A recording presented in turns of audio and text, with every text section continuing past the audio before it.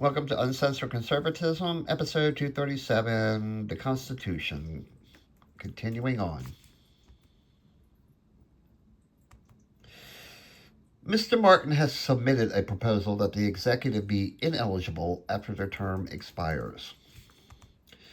It is well established fact among all the great political writers that a Republican government cannot exist in a country as large as we are. There are two ways to overcome that.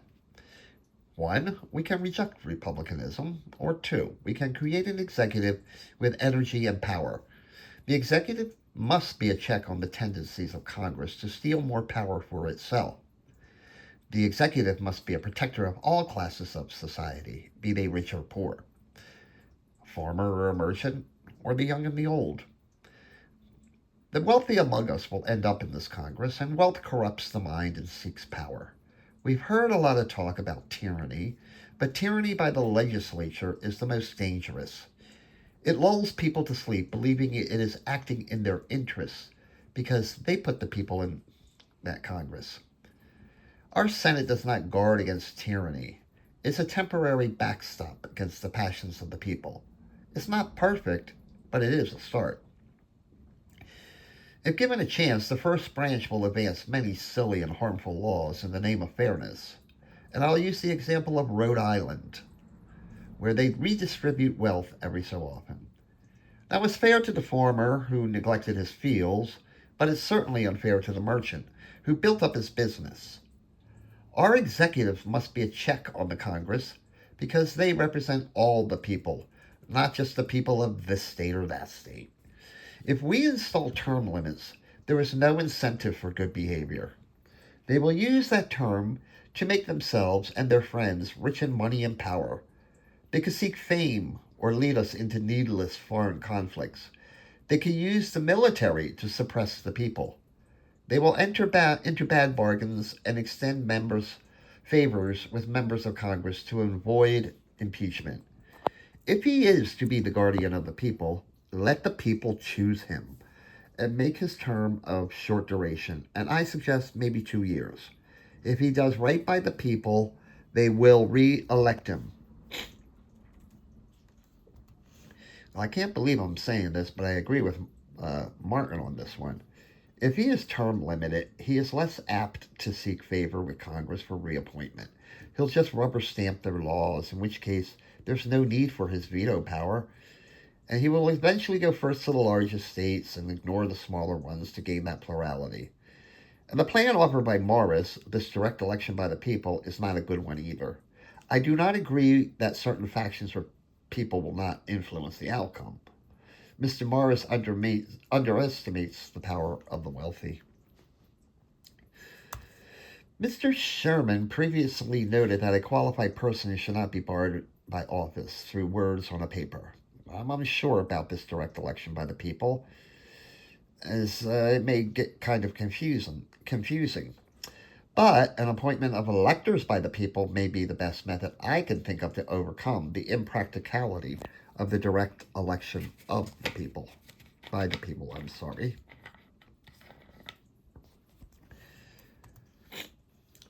I must agree with Mr. King. The executive should be chosen by electors, chosen by the states, in proportion to their members in Congress, provided each state gets at least one elector. Thankfully, we're heading away from this idea of the legislature choosing the executive, so it's either direct popular vote or this intermediate method of electors. Now, I'm leery of all this democracy, and I'm leaning toward this elector idea. All the branches of government must be independent of one another. A coalition of the legislative and executive branches is the most dangerous to a republic.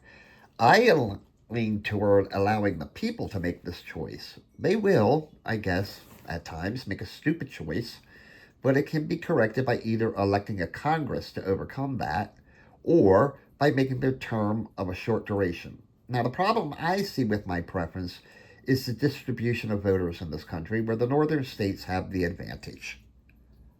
Since the Negroes cannot vote, the number of voters in the southern states is lower. But by using the electoral system, That imbalance can be overcome since we are basing the number of electors on the number of people in Congress, where the Negroes of the southern states are counted. Yes, the election of the executive is a stupid idea because stupid people will vote and they will make stupid choices. Let the state governors choose these electors. I mean, look what happens when the people make these choices. In my state, they elected Baldwin as governor, and what happened? We had a rebellion. In New Hampshire, they elected a man named Sullivan, and they also got rebellion there. The people can and will and have made stupid choices, and the choice should never be directly in their hands.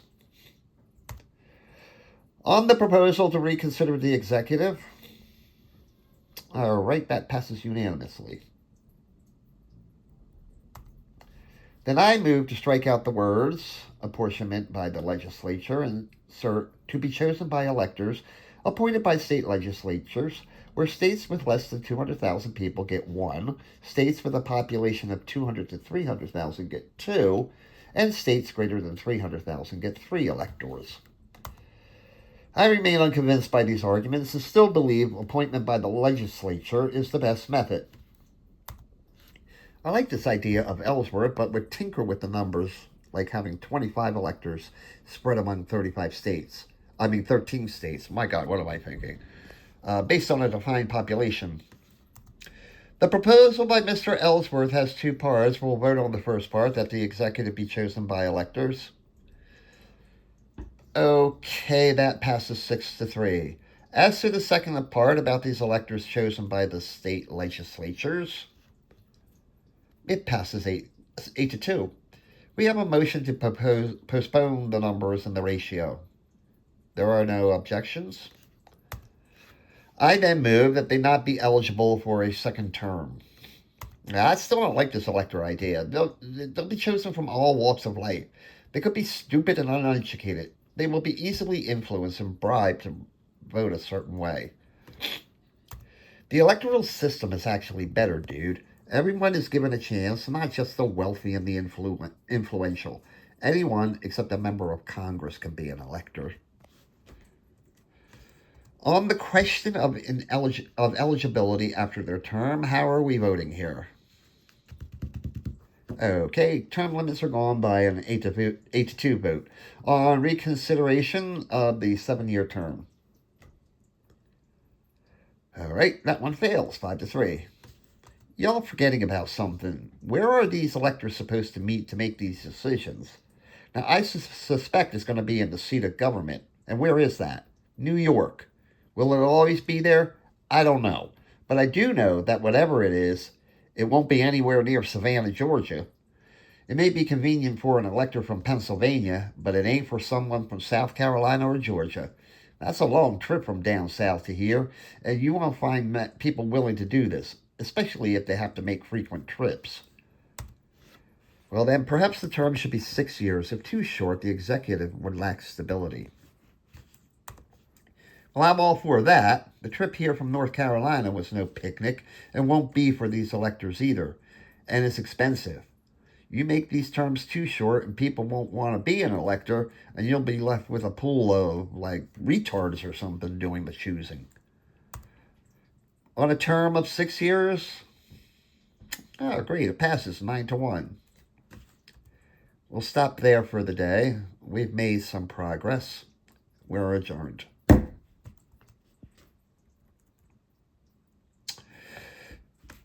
We will consider the allotment of electors as suggested by Mr. Jerry yesterday. With these allotments tied to population, the numbers of electors will grow large because our population is growing. It's not static. What difference does that make? Just use this allotment for the first election and we'll take it from there. Jerry's proposal passes 8-2. Well, then, in that case, New Hampshire should get 2 electors because their population is already more than 100,000, and give 2 to Georgia because their population will soon be that. On the suggestion that the number of electors for both New Hampshire and Georgia be increased to 2. All right, it fails, 7-3. I can live with these allotments for the first election, but after that, the number of electors should be the number of representatives states have in Congress. This will account for Madison's observation about population growth and shifts. All right, well, listen, we're going to vote on Jerry's allotment of electors. All right, it's approved, 6-4. Thank God. On Mr. Williamson's idea, the vote's tied and the motion is postponed. Next, whether the executive should be impeachable. Strike this shit out. The executive should not be impeachable while in office. If not impeachable, he'll do everything in his power to be reappointed. The prospect of impeachment is essential to ensure good behavior. He can't do anything alone. There must be conspirators who could be guilty. If he gets reelected, it proves his innocence. Besides, who's going to be doing the impeaching? Impeachment infers suspending his duties and functions. If impeachment means actual removal, then he becomes dependent on the Congress again.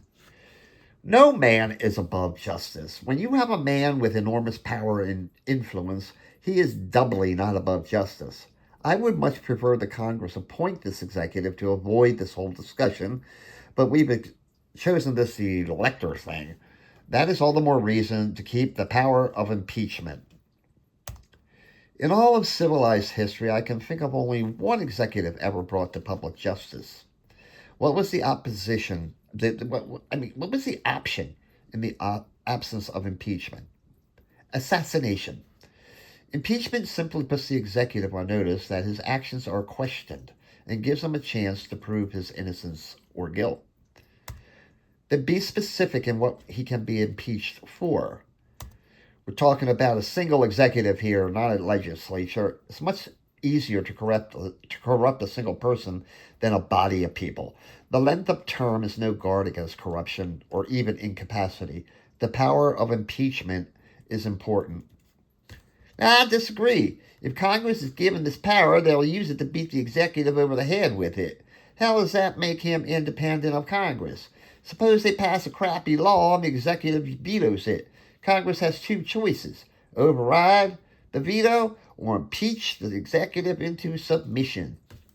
No, you're wrong. If the executive acts correctly, they have nothing to fear. Do you think the executive is infallible? We must be mindful of this independence we seek among the branches of government. We all agree that impeachment is acceptable for judges, and maybe not so for the executive, but there is a difference.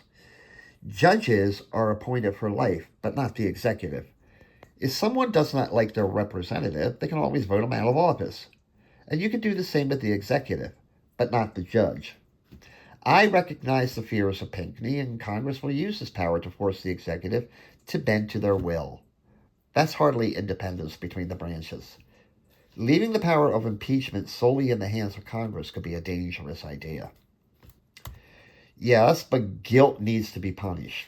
The executive will have great powers open to abuse, especially during times of war when he commands the military.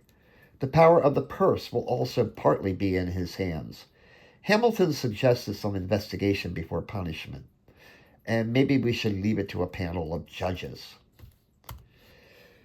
Most recently, an alliance was made between France and Holland where their fleets were to meet to face a common enemy, but the Dutch never showed up. Now, everyone thought the Dutch executive was behind this, and no inquiry was made, nor were they subject to impeachment. I speak of the Prince of Orange, and what was the result? It led the people of Holland to violence. If he had been subject to impeachment, that would have never happened.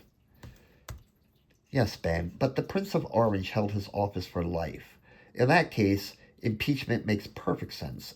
In our case, a limited term provides the same security as impeachment.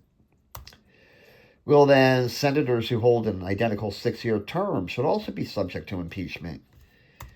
Y'all's going around this the wrong way, okay? Restrict their powers and you don't need this impeachment crap. I see the need for impeachment. Our executive does not have a life term like the Prince of Orange or King George in England. But didn't the King of England find himself employed by King Louis XIV not too long ago? The executive should be impeached for such treachery and bribery. However, he should be subject to removal from office and no more. On the question of impeachment and the removal from office, how do we vote? Great, looks like it passes 8-2. That the executive be paid. Uh-oh, I'm on a roll. That passes 10-0. From the Treasury? Whoa, 3 for 3. It passes. Yay. I suggest that these electors cannot be members of Congress or any other national officer, or a member of the judiciary. The idea passed 10-0. Before we move any further, has anyone considered how this executive is supposed to execute anything? I mean, can he use the military or the militia? We need some guidelines. Once we commit these resolutions to a committee of detail, we really should have some guidelines. We must allow this committee to some discretion, and we'll take it from there. What they come up with will not be the last word. I can't believe it. 2 days of progress. Keep it going, boys. And we'll be away from this heat and stench of the city. Let's adjourn.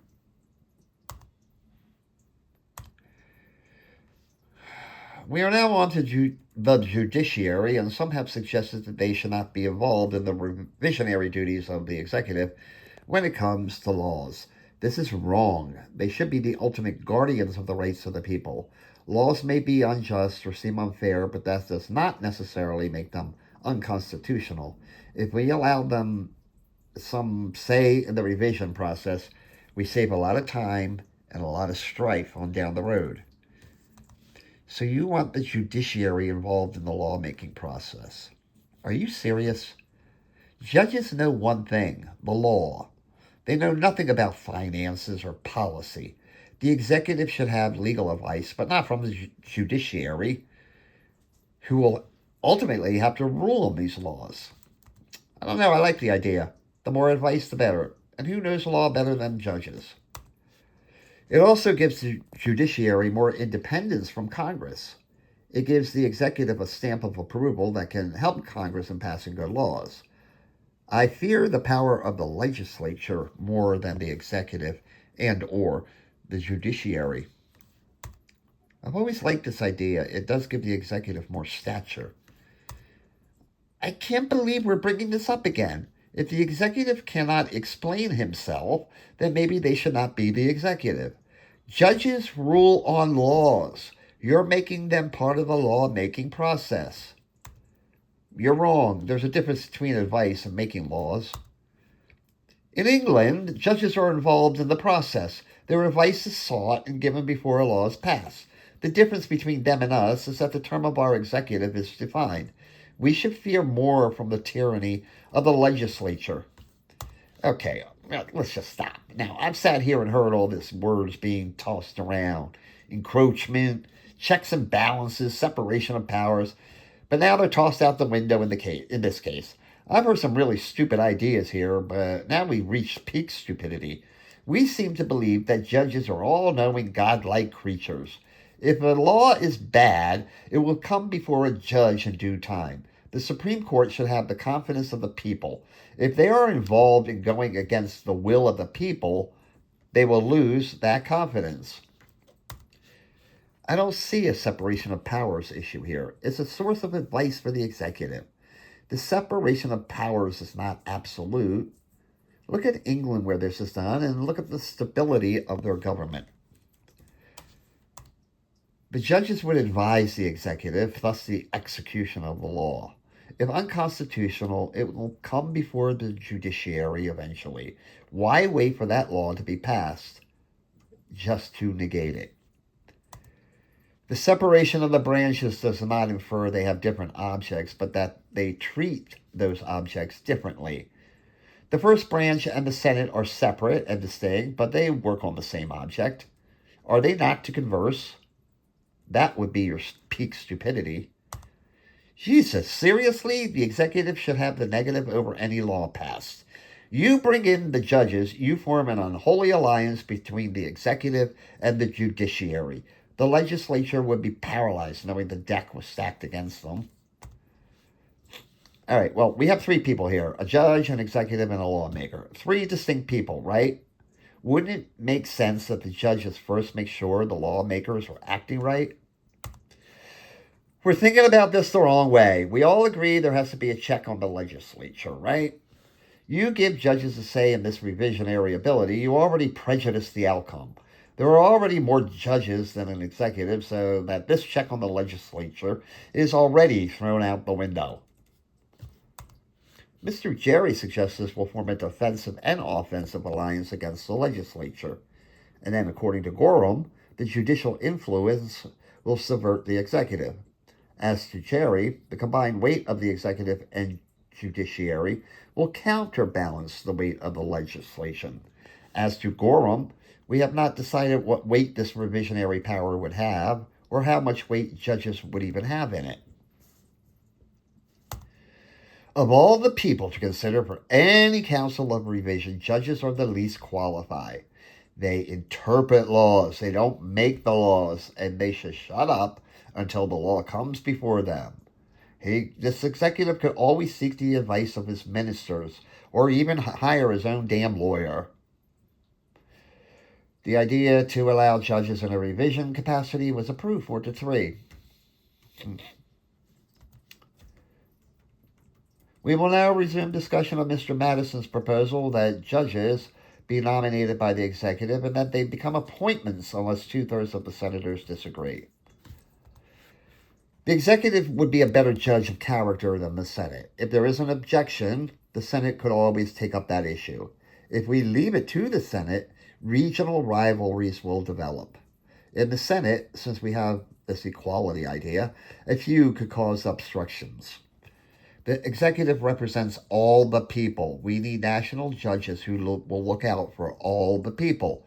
All the people, not individual states.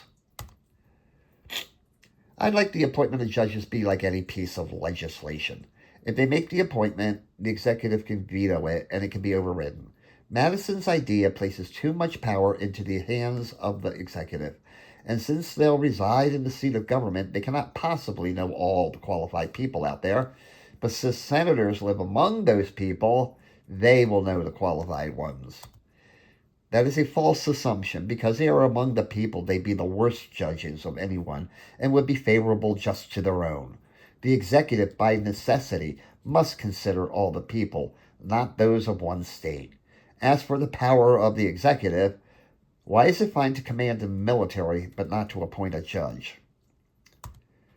The states and the nation, the people, must be considered. Madison's idea considers neither. I cannot think of a single person who is all-knowing of everyone in this country. I can think of several people who are. The senators. And this 2/3 thing is just a distraction. Well, you want to change it, you midget, have at it. Whether appointed by the executive, approved by the Senate, or whether the Senate does the appointment, it makes no difference. The Senate is still involved. If the executive makes the appointment, the judge may think he owes something to the executive. Now, suppose there is a law about navigation or commerce. These laws affect the North and South differently. And suppose the executive is from the North. He may appoint somebody for that very purpose of upholding an unjust law because it favors the North. And this is just asking for trouble. On the question of being judges appointed by the Senate, how do we vote? The resolution is approved. We are adjourned.